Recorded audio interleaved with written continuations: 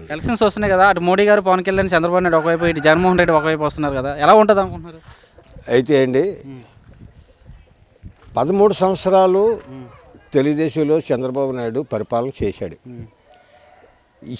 కానీ ఏ డెవలప్మెంట్ను కూడా చేయలేదు, ఎవరికి ఏమీ ఇవ్వలేదు.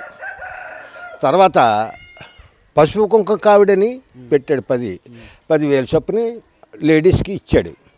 కానీ అది ఒకటే జరిపాడండి, ఏమీ కూడా జరపలేదు.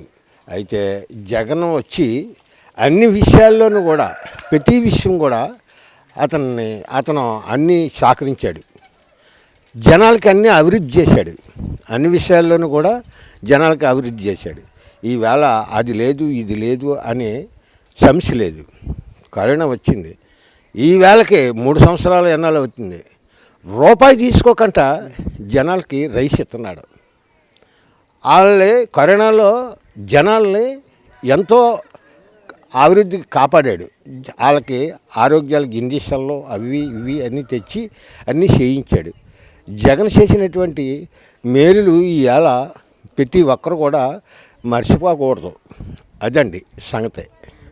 అందుచేత జగనే వస్తాడని మేము కోరుకుంటున్నాం.